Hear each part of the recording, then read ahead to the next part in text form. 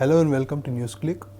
A commercial deal between the Antrix Corporation, the marketing arm of the Indian Space Research Organization, and Devas Multimedia was in news recently.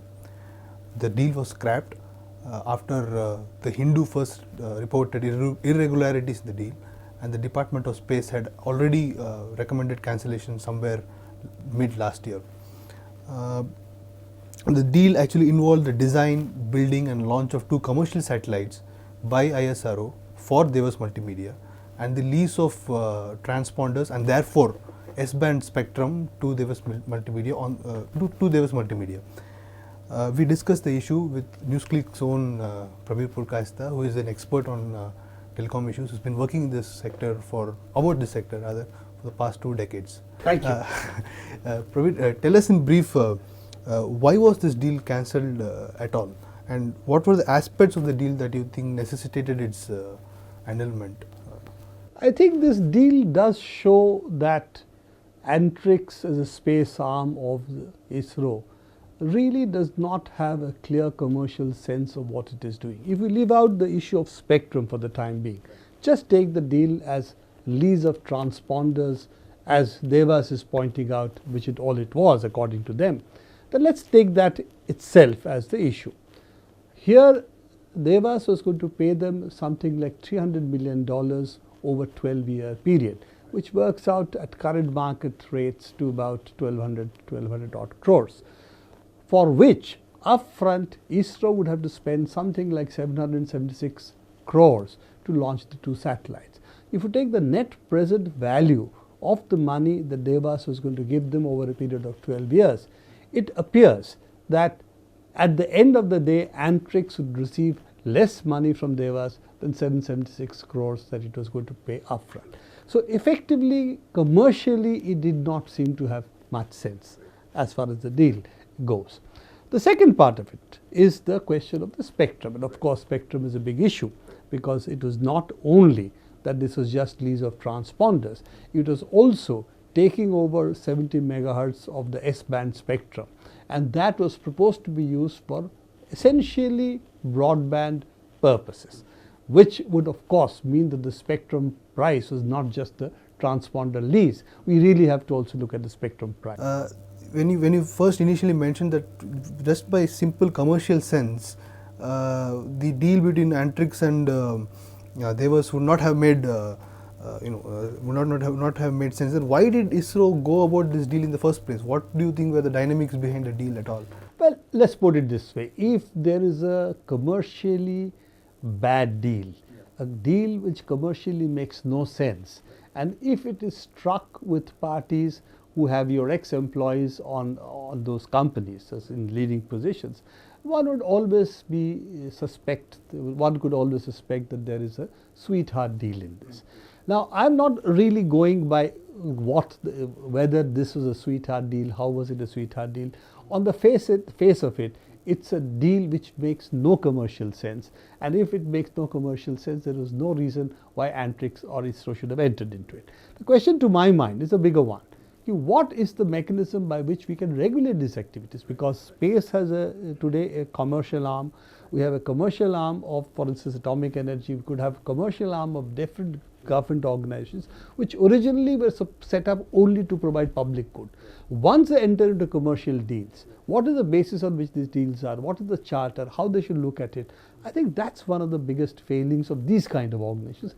They neither have the ability nor a clear guideline how they should commercialize, and as a result of that, sweetheart deals could very easily take place. The CAG in its initial estimates, as the Hindu reported, said that if you take the 3G auctions as a benchmark, then the presumptive loss from this deal would amount to nearly 2 lakh crores, which is even higher than what was the presumptive loss from the 2G spectrum case.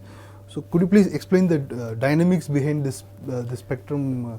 You see, each part of the spectrum has different values, and unfortunately the SATCOM policy, which is what everybody is referring to, is really extremely spare, meager, not really doesn't cover a lot of the aspects of these issues. So the SATCOM policy treats everything as a transponder lease. It doesn't treat the spectrum issue at all. This is one of the key problems in the SATCOM policy, because ultimately what Devas is saying, and in this they are right, that we must refer to the SATCOM policy for what we are doing. The point is that having referred to the SATCOM policy really looked at VSAT service providers and directly leasing of transponders for various other services. Everything else, DTH services, VSAT service providers, has really come under TRAI and Department of Telecom as well. So space is involved, but so are these arms.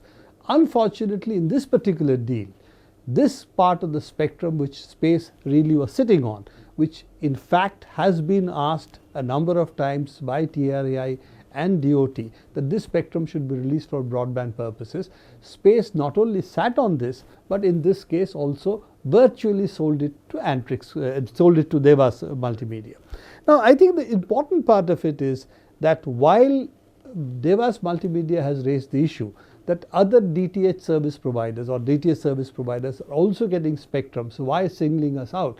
The difference is the DTH service providers are really using it for a very specific purpose and not competing services for broadband wireless, which this spectrum can be used. So this spectrum certainly is a part of the spectrum which can be used for broadband wireless purposes, can be used for other purposes, and while Department of State refusing to part with this part of the spectrum has always raised the issue that this is important for security and various other purposes. We can't therefore give it. What they didn't tell anybody till now is that they had also given it for broadband wireless purposes to Devas, and they were sitting on the spectrum not because they didn't want to release it for broadband, but they wanted to release for broadband under their auspices.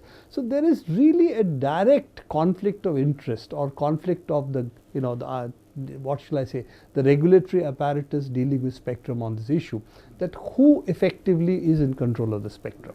Speaking on the valuation again, a comparative metric used for the valuation of S-band spectrum can be done by looking at the sale of the same spectrum, 20 megahertz of the same spectrum to BSNL and MTNL, right? Similar spectrum. Right. So that was, I think, sold for around 12,500 crores odd. Yeah. Yeah. No, the whole issue is, while the space looked upon it as if it was transponder lease, the purpose of the spectrum seems to be multimedia broadband application terrestrially. Right. Now, if it is so, then we have to compare it with similar services which are going to be offered. Now this deal was struck in 2005.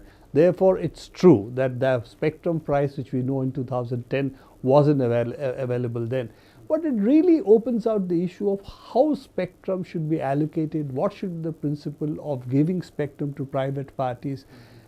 If today we are looking at spectrum today is with, for instance, with defense, is with space, is with, for instance, part of it also is with the information and broadcasting, All India Radio and so on. And of course, the largest custodian of the spectrum is Department of Telecom, using it for mobile services and so on. Now the question is, all the spectrum use, who regulates there is a consistent policy regarding them? And that is the huge hole that we have in the policy today, that spectrum allocation, spectrum use is really not being considered in a systematic way or in a consistent way. Therefore, we have each part of the agencies who deal with spectrum thinking it's their private property and they can dispose it of any way they will. And that's in fact one of the major reasons of this kind of fiasco. Coming back to the sale of spectrum again, the government, in its kind of rationalization of the 2G spectrum sale, the manner it was done, the official circles say that one should not look at spectrum sale as merely a revenue accrual process, but rather as a process that has unleashed the forces of telecom revolution even further. Now this lays the larger story itself of sale of publicly owned resources, mineral resources or spectrum. You know, the question about spectrum being given cheaply is so that the mobile services can expand and people have to pay less. This would make sense if there is no resale of the spectrum by the companies receiving it. So all you have done is really converted what could have been a public auction into a private one. So without a lock-in, giving away spectrum cheap doesn't make sense. Second part of it is that how you give away spectrum, is that just for the benefit of the consumer or is it benefit of the company? That's the key issue.